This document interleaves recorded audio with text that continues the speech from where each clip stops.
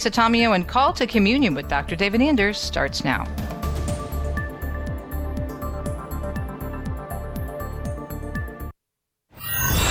What's stopping you from becoming a Catholic?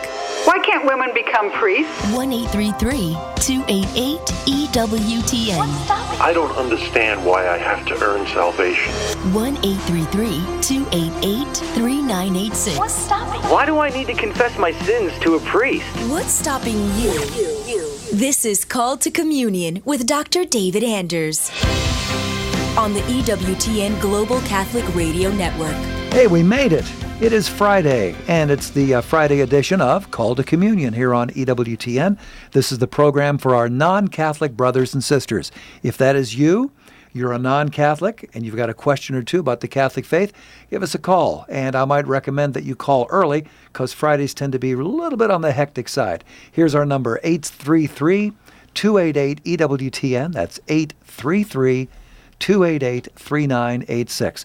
If you're listening outside of the U.S. and Canada, please call the U.S. country code first, and then 205-271-2985. You can also text the letters EWTN to 55000.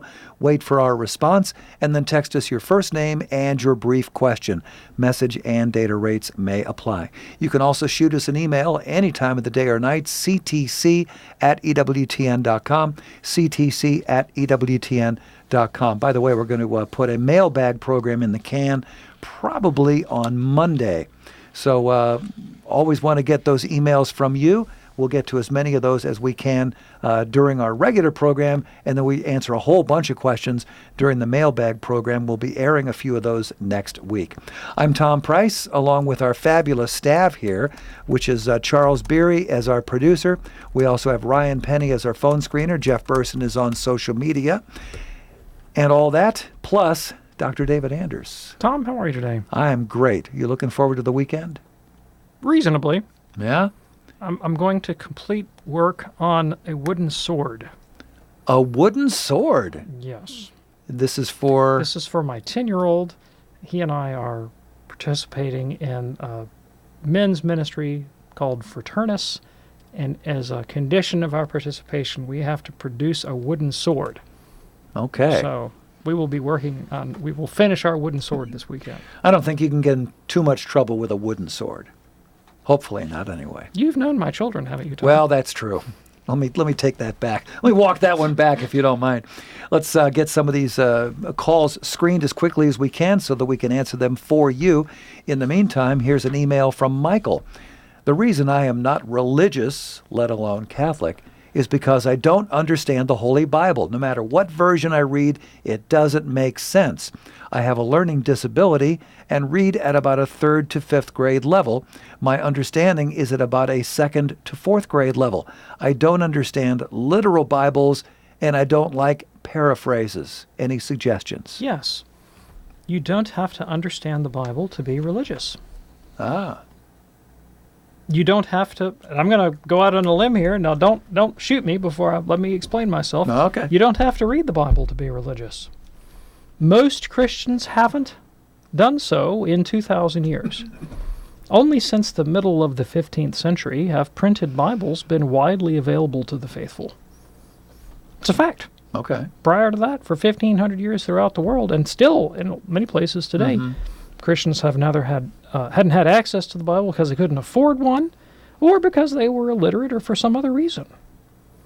And if you know that there is a God, and that God wants to be in relationship with you through His Son Jesus Christ, and that the way forward is by faith in Christ and the pursuit of a virtuous life with God's help, and you participate in the sacraments of the Church, which are like living Bibles for us, because they present to us the mystery of Christ's death and resurrection on our behalf, and you live with that hope in eternal life, and attempt to do good to your neighbor and love God, and pray and ask God for your needs, material and spiritual, you can attain great sanctity and never read a word. Yeah. You can be like St. Anthony the Great. And he was called the Great for a reason. He's one of the greats of the Christian tradition and one of the great desert fathers. Couldn't read a word. Couldn't read a word. You know, I'm reminded of the beautiful stained glass windows that we have at our cathedral here in Birmingham and also at our parish, St. Barnabas. That all became a thing because, it became known as a teaching tool, right? That's exactly right. So that, you could learn a lot and it would be like a holy reminder right there embedded in the wall. Okay, this is what happened during the resurrection. This is what happened during the Annunciation. It's a beautiful thing. You know, the Rosary as a devotion of the faithful is also sort of the Psalter for the illiterate, and that's really how it was conceived. It was, you couldn't read the Psalms, you pray the Rosary, reflect on the life of Christ and the Blessed Virgin, seek to imitate their virtues, be conformed to Christ's image. Seek the intercession of the Blessed Virgin for a holy life and a happy death. You can get an awful lot of mileage out of that rosary. Yes, indeed. Michael, thank you so much for your email. Here's one now from Luke who says, one of my non-Catholic friends pointed out that the Pope, he didn't say which Pope, said that Mary is the, quote, gate of heaven, which biblically speaking is false because in John 10 it says Jesus is the only gate. I didn't know how to respond to this. Please help me. Yeah, thanks. Appreciate the question. So devotional language, and this is the kind of thing we're talking about here. We're talking about devotional language, we're not talking about a strict assertion of theology, dogmatic theology. We're talking about devotional language is more in the genre of poetry. It's what it is, right? It's what it is. Poetry traffics in metaphors. Of course, the Blessed Virgin is not a gate. Not in a literal sense. She's not on hinges. It's not made out of wood or stone, or formica or whatnot. She's a human being, Mother of God. She's not a gate. Exactly. She's a person, an immaculately conceived person, predestined by God to be the Mother of God, and our mother, spiritual mother, mother of all those who believe in Christ. That's what the book of Revelation says about her. And in that sense, using the metaphor, right, Mary opened up to the world the possibility of being incorporated into Christ. Because the angel came to her, said, you're going to give birth to the Messiah. She said, be it done to me according to thy word. She gave her consent. Her consent was not accidental to the incarnation, but was integral to the whole process. Imagine, she wouldn't have said no, but imagine if she'd said no. We'd all be sunk. Be in a pickle. We'd be in a pickle. Yeah, for sure. Luke, we hope that's helpful for you and for your friend as well. Thank you so much for your quick question. We'll get to the phones in a moment here at 833-288-EWTN on the Friday edition of Call to Communion.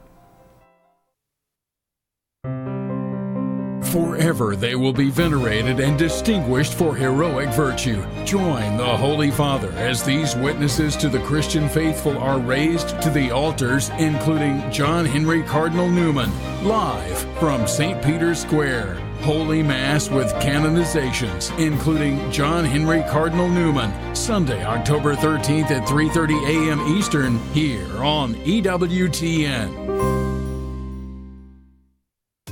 This is Life Issues with Brad Mattis, president of Life Issues Institute.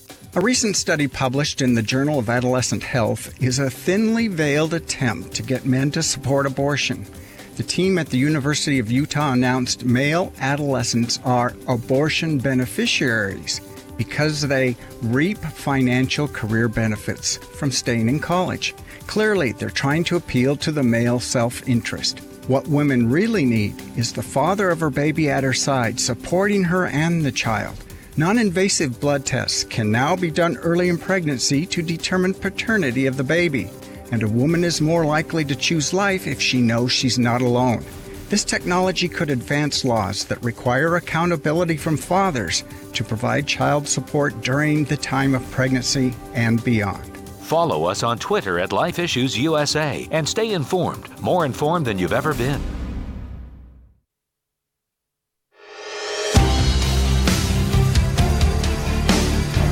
One of our great weekend programs here on EWTN Radio, Register Radio, with Jeanette DeMello and Dr. Matthew Bunson. This week, Jeanette DeMello talks with Patrick Riley. He is the head of the Cardinal Newman Society. They're going to talk about his guy, Blessed John Henry Cardinal Newman, discussing that upcoming canonization. So you can imagine that'll be a great program. Do check it out Saturday evening at 7 p.m. Eastern, only on EWTN Radio. If you're ready now, let's go to the phones at 833-288-EWTN. We begin with Nello in Chisholm, Minnesota, listening on Real Presence Radio. Hey, Nello, what's on your mind today? Hello. Question, Dr. Anders, just going back into your Protestant days, how did you and others like you view the early church fathers? Did you have your own that you referred to specifically that kind of supported maybe some positions you have, or did you just blow all of them off? And then secondly, how did you view the Eucharistic miracles and the image of Guadalupe? Those things, were those maybe considered something diabolical, or how did you answer the question on those if they weren't real? Okay, thanks. I appreciate the question. So first of all, Protestant engagement with the church fathers goes back to the era of the Reformation, and the original Protestant reformers and intellectuals that formed the tradition, Luther, Calvin, Zwingli, Cranmer, were all schooled in Luther and Zwingli in particular, schooled in scholastic theology. Calvin's direct exposure to scholasticism is a little bit contested. And then, of course, through the scholastics, they were very keenly aware of the fathers. Luther came late to the study of Augustine, and that was very important to him. Calvin was a humanist, and so he was very adept at Greek and Latin literature, and so he consumed large quantities of the patristic literature.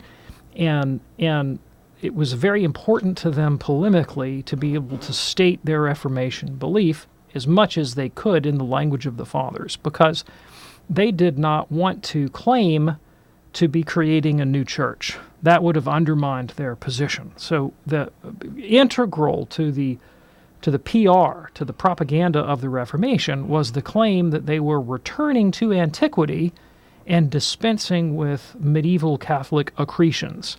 And so they needed to make avid polemical use of the church fathers, and they did so. And they bequeathed that tradition to their heirs, and I grew up in that tradition also. So we were all keen to read the fathers.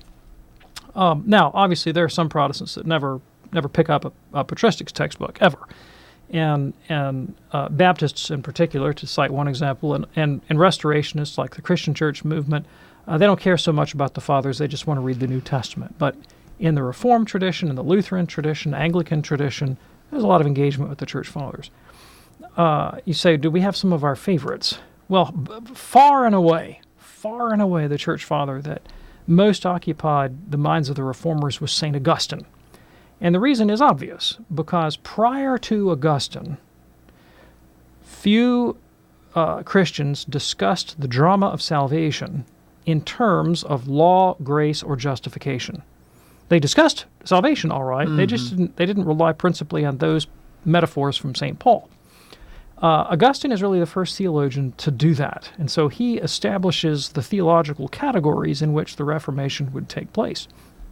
And because he emphasizes the biblical truth that we're saved by grace and not by works of the law, which is a Catholic teaching, he was very favorable to, Luther was in particular was very favorable to Augustine. Did they get Augustine right? No, they mangled him horribly. And so Protestants to this day retain a kind of ambivalent relationship to Augustine. They attempt to tease certain Protestant doctrines out of Augustine's writings while running quickly away from others.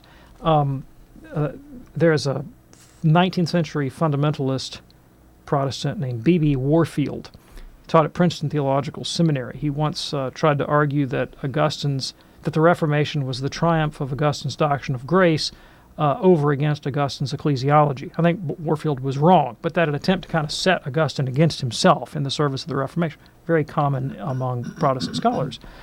My own path to the Catholic faith was taking very seriously the Protestant claim that Augustine was our guy. Mm-hmm. I read my way systematically through Augustine, got finished, and realized, well, the guy's a Catholic.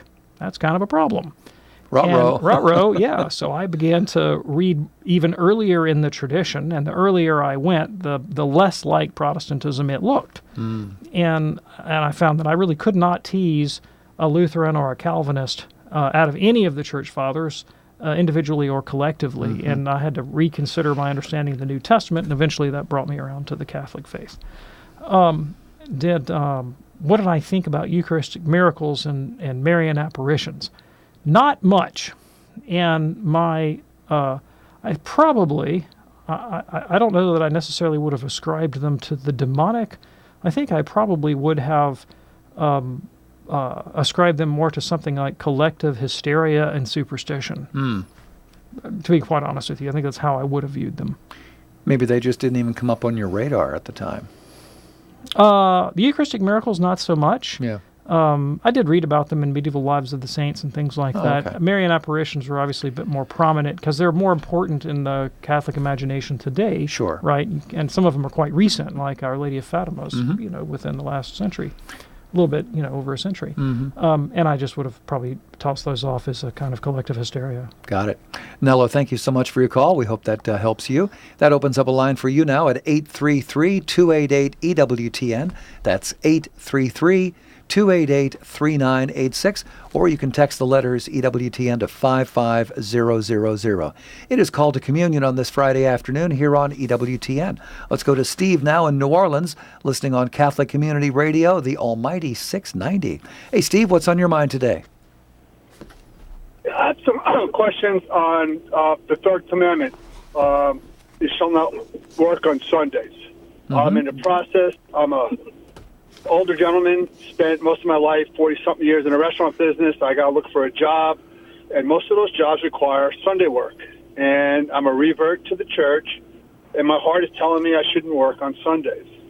But it also limits the amount of jobs that are available to me. So I'm looking for some clarification on working on Sunday. Yeah, thanks. I appreciate the question. So the Catechism of the Catholic Church directly addresses your question.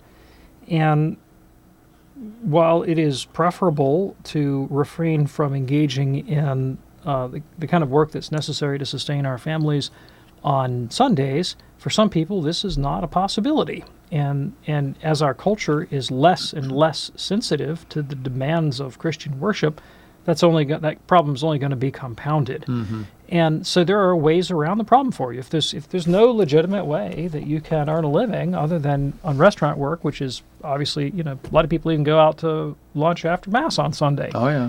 That's excusable. So what can you do? Well, this is one of the reasons why churches tend to have Masses, anticipatory vigil Masses on Saturday night, sometimes on Sunday night. And you can take time for rest, relaxation, and worship and works of service and so forth one other day of the week, maybe Saturday or Monday, and then you can do the work that you have to do to support your family on Sunday. Sure. But you can still meet your Sunday obligation and the spirit of the law, which is to allow time for rest, relaxation, as well as for spiritual nourishment.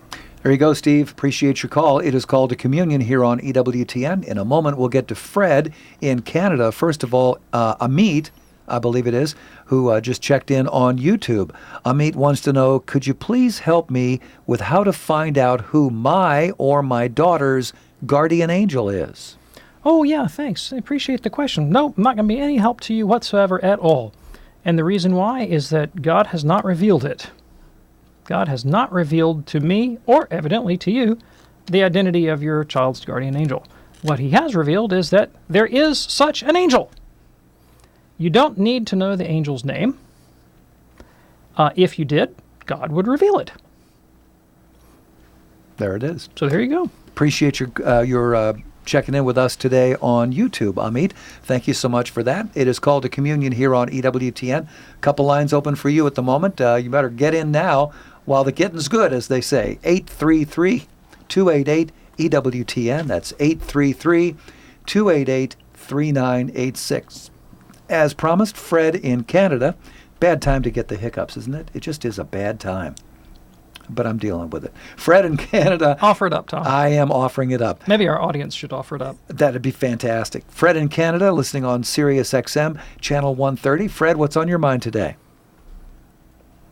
Thank you for taking my call. Sure. Excuse me. Am I coming in okay? You're great. We can hear you just fine. What's on your mind today, Fred? Thank you. What's on my mind is a situation about annulment. So I'll just use some fake names. So Tom Jones, his wife passed away, and Tom Jones is looking at finding another relationship, and he's dating Susie Q. And Susie Q's currently divorced, separated from her husband. Now, Tom Jones says, I would like to see an annulment process done before we get married. I would like to see it, your marriage is nullified by the church. So, Susie Q is hesitant, and of course, time goes on, and all of a sudden, Susie Q's husband, that, well, of course, under the church, it's viewed as still married. Yeah, so all of a sudden, Susie Q's husband dies, natural causes or by accident, that Susie Q nor Tom Jones had nothing to do with. And I would like to know what's the way to go about it, so then neither of them look bad. Okay, yeah, thanks. Appreciate the question. So you've got a widow and a widower, and they would like to marry. They may. There's no impediment. Easy well, peasy. I should say, let me restate. Okay. No impediment that you've told me about. Nothing that you have said constitutes an impediment to a valid marriage. It's interesting that you pointed out that you didn't have anything to do, or Tom didn't have anything to do with bringing about the death of the husband. That actually is an impediment in canon law. Canon law says that if a husband, or a man or a woman, intentionally brings about the death of the spouse of a person they want to marry, that is an impediment to a valid marriage. So you can't do what David did with Uriah the Hittite and then go marry Bathsheba. That's against church law. Yeah, don't do that. But you didn't do that. Tom didn't do that. And so no impediment, nothing that you've said constitutes an impediment, because neither one's married. Both their spouses have passed away. So they're eligible. There you go. Fred, thank you so much for your call. Here is Craig in Cleveland listening on The Rock, AM 1260. Hey, Craig, what's on your mind today? Hey, Dr. Anders, thank you so much for your show. I really appreciate it. I listen quite often. Thank you. Both my daughters are attending a Catholic high school in our area, and in their theology class, my daughters came home and said that they were taught that heaven and hell aren't a real place, that they're a state of mind or a state of being. I was wondering what the official Catholic teaching is on. Okay, thanks. I really appreciate the question. So, first of all, if you or I were to die today, we would not exist in an embodied state. We would not have bodies until the resurrection of the dead. When Christ comes for the second time, he will raise the dead, righteous and the unrighteous. There will be a general resurrection. We will have bodies, and we will enter eternity in an embodied state. So we have to distinguish the state of the dead now from how they will exist after the resurrection. Presently, you have immaterial souls without bodies that are conscious and may enjoy the beatific vision, the vision of God, may be in purgatory, may be in hell. Since they don't have bodies, it's impossible to conceive of them as spatially located. You can't be here or there if you don't have a body in which to be here or there. Yeah. So you could make the argument that there is a mode of existence that is real but lacks spatial location. After the resurrection, it will be a different matter, because we'll have bodies, and bodies can be either here or there. And the resurrected bodies of the dead will be either here or there, i.e., they will be in a place. Okay. And that's where we got to leave it. Craig, thank you so much for your call. We do appreciate that. Call to Communion here in progress on this Friday afternoon on EWTN. Now, if you've been wanting to get into the show, perhaps over the last week or even last month or two, and you've gotten a busy signal or couldn't get on for whatever reason, today is your opportunity. We have wide open phones right now, kind of a rarity for a Friday afternoon. I'm just letting you know what I see here on the screener screen. No calls. So if you want to get in, this is the time. 833-288-EWTN. That's 833-288-3986. We can also take a couple of texts. Just text the letters EWTN to 55000. Lots more straight ahead on this Friday edition of Call to Communion. Dr. Greg Popcak. We want listeners to see that God has a unique and unrepeatable plan for their lives and how to rejoice in the work God is doing in their hearts and in their homes. The leading Catholic voices are on EWTN Radio. And I'm Doug Keck, and this is an EWTN Bookmark Brief. Thanks for stopping by. I just finished an interesting interview with author James L. Papandrea. His book, From Star Wars to Superman, Christ Figures in Science Fiction and Superhero Films, published by our friends at Sophia Institute Press, available through our EWTN Religious Catalog. So tell us, James, who's this book targeted at? Well, science fiction fans, comic book fans, fans of hero films and hero stories. Often these heroes look a little bit like Jesus Christ, and sometimes the authors are appropriating Christian symbols for the emotional impact. But we need to go into these stories with our eyes open and think about the worldview that's being presented, the message that's being presented. And this book will help people do that and still enjoy the stories, but also kind of analyze them and say, well, let's think about what this is saying. Available through our EWTN Religious Catalog. Look for the entire interview. It's interesting. Coming soon. Thanks for stopping by. Check out EWTN's official YouTube channel. Just follow the link on our homepage at EWTN.com or go to YouTube.com/EWTN. Watch EWTN's live shows or today's homily from the Daily Mass. Click the upload button to see our most recent clips. You can also find all of EWTN YouTube content by clicking the playlist button. It's all on the official EWTN YouTube channel at YouTube.com/EWTN. Visit today. Hi, this is Janet Williams. There's nothing like Women of Grace to explain the truth of our faith, Monday at 11 a.m. Eastern, here on EWTN Radio. Now, back to Call to Communion with Dr. David Anders.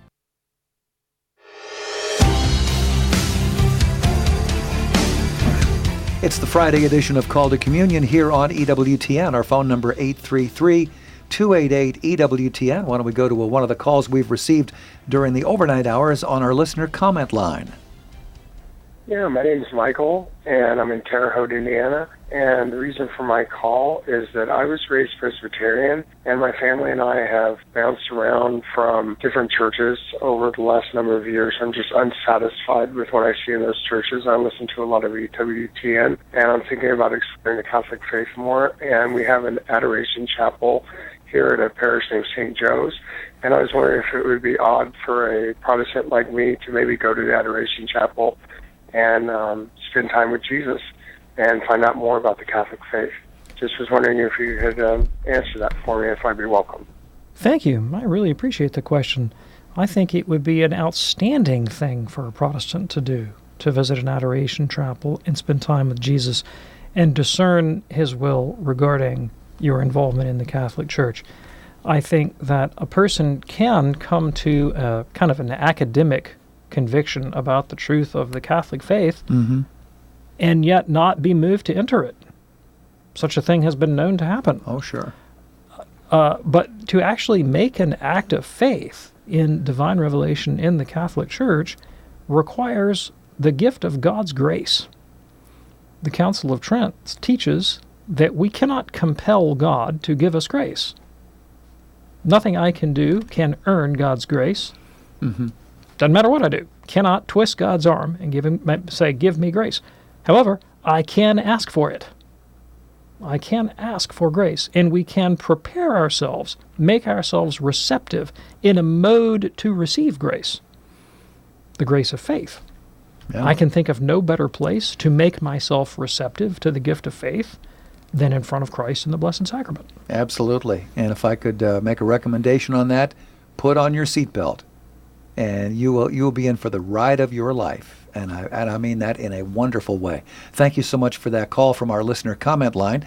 Back to the live phones right now at 833-288-EWTN. Catherine listening in Washington, D.C. on our partner WMET Guadalupe Radio. Hello there, Catherine. What's on your mind today? Hi. Thank you so much for taking my call. I really love this show, and this is my first time calling in, so thank you. Well, thank you. I have a question. Maybe it's a two-part question. One, I want to know the Church's official teaching on IVF, and then also would really appreciate knowing how, as a Catholic, I can respond to a sibling engaging with the IVF process and recently becoming pregnant. I want to be happy for my family, but it's just kind of a difficult thing for me to discern if I can be happy, if I can throw them a baby shower, etc. And I could really use some insight here. Yeah, thanks. Okay. I appreciate the question. And by the way, we're talking about IVF is in vitro fertilization. Right. So the Church teaches that in vitro fertilization is intrinsically immoral.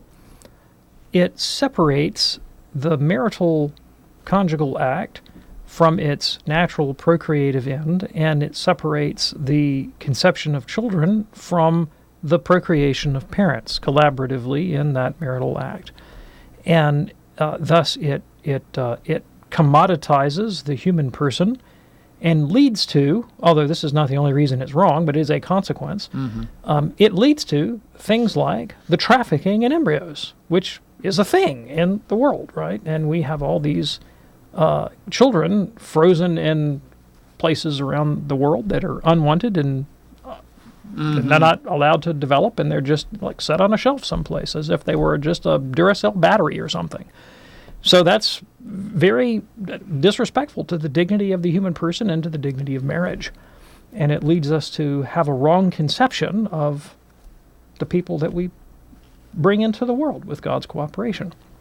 So IVF is wrong. Can you be happy in the child thus conceived? Of course. It's a child. Sure. It's a child. An innocent child. An innocent child. It's not the child's fault. Right. And you will not be happy about the mode of the child's conception. You'll be happy in the child. And look, I'm not going to get explicit about this, but there are lots of ways to conceive children that are immoral other than IVF. Lots of ways. Oh, yeah. Ways that might bring sorrow and heartbreak and degradation. Doesn't mean the children thus conceived are themselves in any way defective. Right. They should be welcomed and loved and celebrated. Absolutely. Catherine, thank you so much for your call. Katie just checked in. I believe that's Katie. I'm not quite sure. Listening to us on YouTube right now. She says, I'd like to know what the Catholic view is on participating in Halloween for small kids. Right. Thank you. So, of course, Halloween is the word comes from All Hallows Eve. It's on the eve of All Saints' Day, right? And so it has roots in both in Catholic liturgical feasts as well as Celtic pagan celebration. And then the way it tends to be celebrated in the United States owes an awful lot to the occult movement of the 19th century. So it's kind of a mixture of influences. There's a prudential choice to be made here, right, about precisely what do you want to encourage. And, if every single kid in the school and on the block is dressing up like, Darth Vader or something and marching up and down the street asking for candy, and that's the extent of your participation, I think in the mind of the child and the mind of the parent, this is fairly remote from the occult purposes that may have influenced the thing in the 19th century. On the other hand, if to the extent to which you might be actively, or someone might be actively teaching your child to engage in occult rites or to actually perpetrate acts of vandalism and other kinds of things that tend to accompany the celebration of Halloween, obviously you want to separate yourselves from that. This is really a prudential choice for a parent to make, given the proper context. All right, Katie, thank you so much for checking us out on YouTube today. Here now is Sheila in Columbus, Ohio, listening on the Blowtorch AM 820 St. Gabriel Radio. Sheila, what's on your mind today? Hi, I love your show. My question is, there was a man with the two daughters who had asked, they had heard in school that heaven wasn't an actual, spatial place. But when I heard your answer, I wasn't sure whether you were taking into consideration Jesus and Mary's already resurrected body in heaven as a physical presence. Would that have changed your answer if you included them in your discussion? So again, thank you. Appreciate the question and the distinction. It really depends on whose experience of heaven you're asking about. And what was in my mind in answering the question was the child and what their expectation would be for their future life. And answering that, I was saying, well, between now and the resurrection, it would be disembodied and therefore not spatially located. After the resurrection, it would be spatially located. Jesus and Mary have bodies. Therefore, we have to conceive of them in some sort of spatial location. Revelation is silent on how we ought to conceive that. That's a great mystery to me. Yeah. To be honest with you, it's one I puzzle about. Sure. So rather than introduce that complication, I prescinded from consideration of Jesus and Mary's bodies in answering the question, but you raise a valid point. Prescinded. What a great word. It's not a bad word. Absolutely, especially on a Friday. Thank you so much for your call, Sheila. It is Called to Communion here on EWTN. We go to Julie now in Hilton Head, South Carolina, listening to us on the EWTN app. Hey, Julie, what's on your mind today?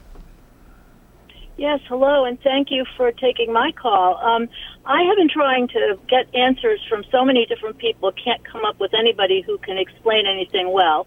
So I'm going to give you a try now, and that is, I've been reading an awful lot online and in the Bible, and also I think Hebrew scriptures when I look online and get information from them regarding the giants, the Nephilim. And it seems like the Catholics don't ever want to discuss this because it sounds pretty awful, but it also seems to me that it's very sensible. So I have, my question is to you, what do you think of the whole thing? Sure, thanks. I do not believe that the Nephilim are the physical descendants of angelic beings, because angels don't have bodies and therefore would be incapable, it'd be a metaphysical impossibility for them to copulate with human women. So that is an impossibility, could not occur any more than God could make a square circle. There is a well-established opinion among some of the church fathers, like St. Augustine and St. John Chrysostom, that the Nephilim are descended from the line of Seth. That's as plausible an explanation of any that I know. Okay, very good. Thank you so much for your call, Julie. It is Called to Communion here on EWTN. I was going to give you the phone number, and now it's sort of a muscle memory thing, but I don't need to do that because the phones are sold out. So we're not going to give you the phone number at the moment. But we are going to get to this question here from Ben, who is watching us on Facebook. If we are to follow our conscience, and if my non-Catholic oneness Pentecostal friend says her conscience is telling her to stay in oneness Pentecostalism, what am I to say back to her? Right, thanks. I appreciate the question. So, for the sake of argument, let us suppose that Hitler, Stalin, and Mao all followed their consciences in perpetrating genocidal mania on the world in the 20th century. In other words, they formed a faulty judgment that this was in fact some kind of good thing. Mm-hmm. Now, I'm not going to speculate about the truth or falsehood of that, but if that were the case, if it were, for the sake of argument, we would conclude your conscience was wrong, and it caused great harm to the world. And it would be the job of someone who had access to such persons to correctly inform their conscience, right? So just because your conscience commands something doesn't mean your conscience is correct. Your conscience can tell you to do the most atrocious things. Sure. You have an obligation not only to follow your conscience, but also to form your conscience in truth. And so that's why I would say in the case of these tyrants, even if their consciences told them to do bad things, they were still morally responsible for great evil, because the right answer to those questions was not far from them, and they could have come to it if they had wanted to, right? Yeah. So they weren't excused, right? Right. You can, just because you follow your conscience doesn't mean you're excused, because you have an obligation to form them correctly in the light of natural reason as they're available to you, right? Yeah. So somebody comes to the wrong conclusion about something, and it's going to do harm to them or others, and they need to be docile to reason, to instruction, to teaching, and to correctly form their consciences. Now, you cannot compel someone's conscience, and a person can be invincibly ignorant of the right thing to do, and they can be so embedded in a cultural outlook or worldview that they're just kind of immune to persuasion, and they're not able to hear contrary reasons. And in that kind of situation, we don't judge them. We leave that judgment up to God. Sure. All right. Ben, thanks for checking us out on Facebook. It is Called to Communion here on EWTN. Hey, if you're looking for great gifts and at the same time support EWTN's mission, I recommend to you EWTN's Religious Catalog. It's your online destination for Catholic books, DVDs, rosaries, devotionals, holy reminders, and so much more. Even that wonderful Mother Angelica perpetual calendar that you hear us talking about every day here on EWTN. You can pick that up via EWTN Religious Catalog. For complete details, visit EWTNRC.com. EWTNRC.com. Buy Catholic, shop EWTN. Back to the phones now for Maria in Dillsburg, Pennsylvania, listening on Holy Family Radio. Hey, Maria, what's on your mind today? Thanks for taking my call. Sure. I have a question about the first commandment. So if we have a human being that asks us to love him completely, the way Jesus sometimes when he talks to the mystics, he says that he asks for their love. You know, he always expresses he wants all of them. And when, for example, with St. Ludwig of Sweden, he was very jealous of her love for her aunt, and when she wept, he would get upset with her because he wanted her whole heart. So why is it okay for God to ask that of us and not be narcissistic if we cannot love another human being in the same way? Yeah, thanks. I really appreciate the question. So the question presumes that God's identity is equivalent to the identity of a finite person, right? And that the way to understand God is in the terms of personal identity that are familiar to us from our own introspection, from our own relationships. That's not how God is. It's not the kind of thing that God is. And so language about God that presumes an identity, a kind of, the technical term is a kind of a univocal predication, like that when I use the word person of a human being, I mean the same thing if I call God a person. That's false. That's false. God's as different from us, is infinitely different from us in nature and character. So it's good to start with a radically different definition of God. What is God? God in the Catholic teaching is the first cause, the first principle, that from which all things proceed. That means that every finite good, every finite truth, every finite beautiful thing that you might encounter has its goodness, its truth, or its being by a participation in, a procession from the first cause.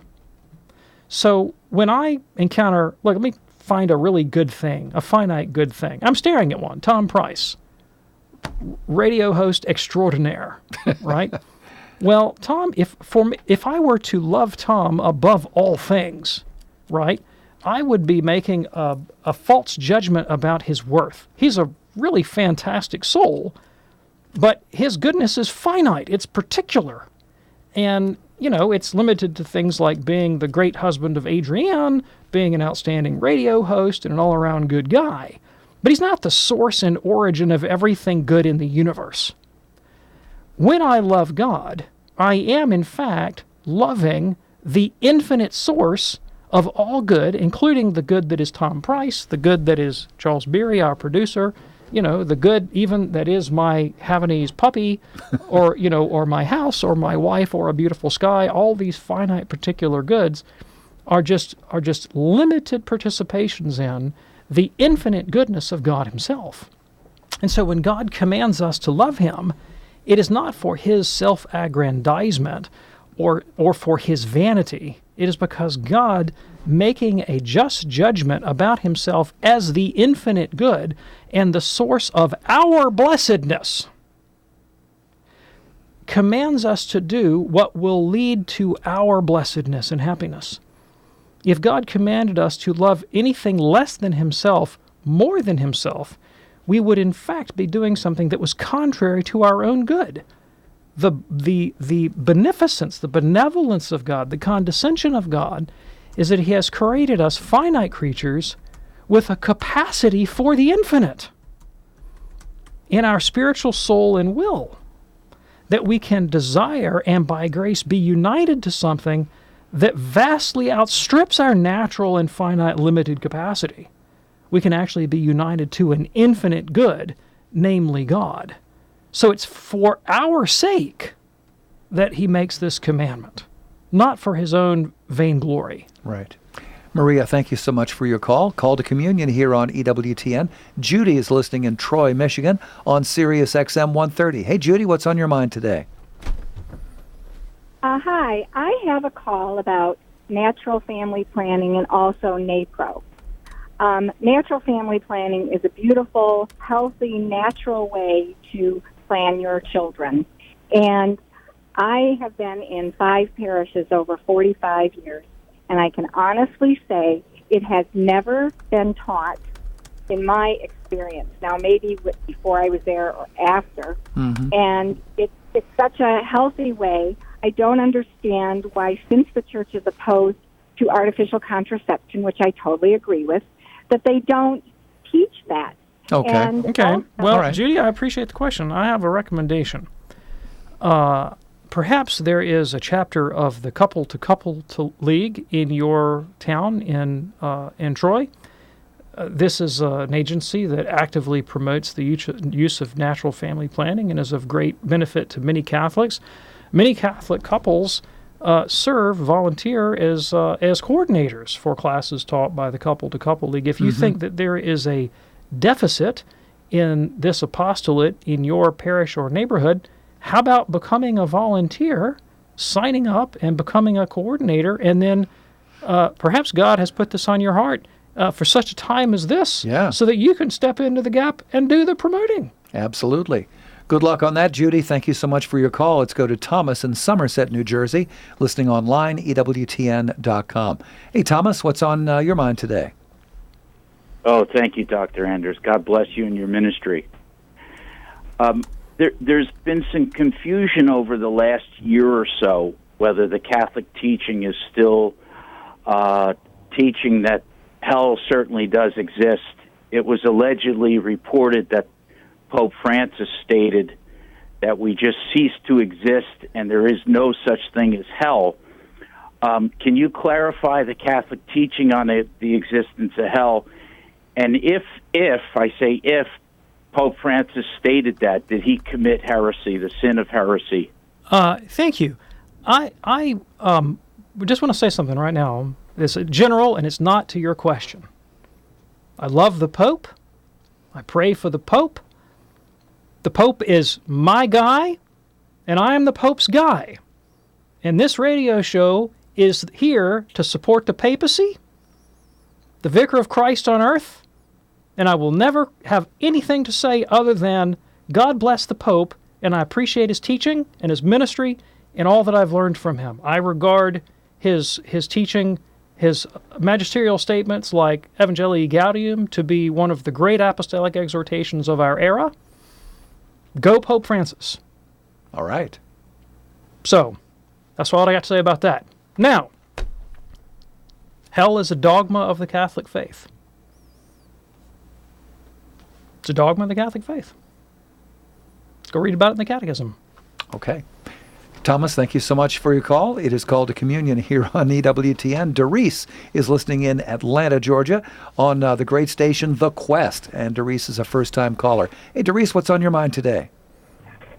Well, I was calling in response to an answer that Dr. Anders gave. The question came up regarding the existence of heaven and hell, because I know there's a lot of information out there, and people are so confused about, does it actually exist? But I just felt that Dr. Anders, in his response, wasn't very clear in terms of, establishing, yes, heaven and hell do exist. Jesus ascended in our creed.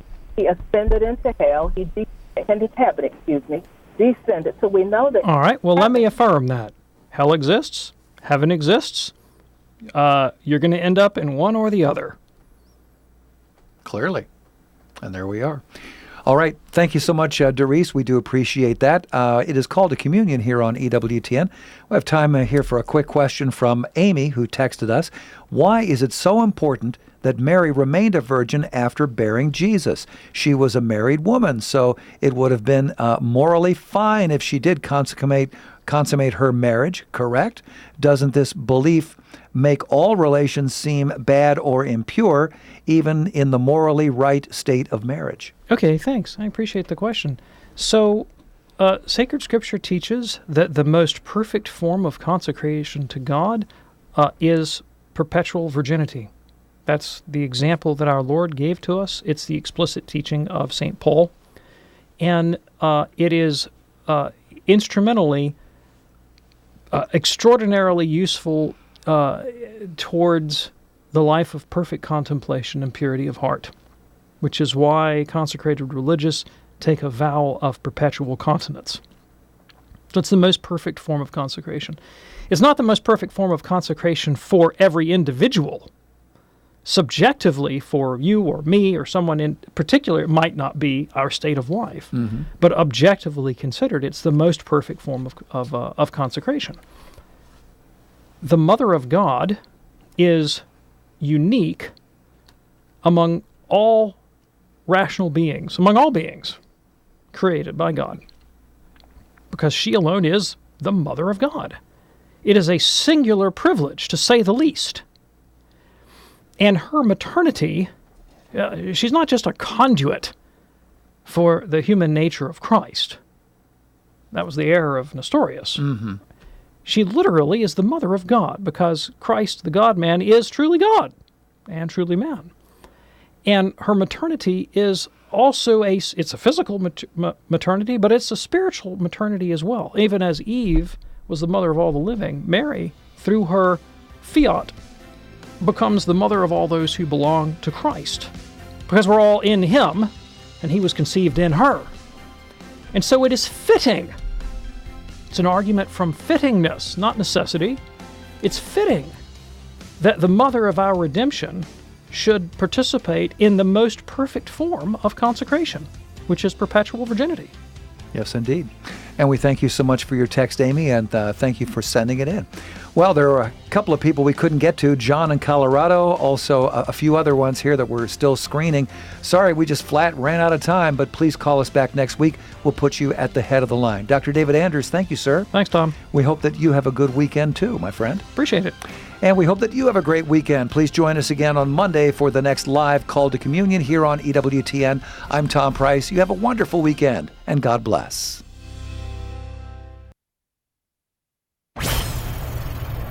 This is Colin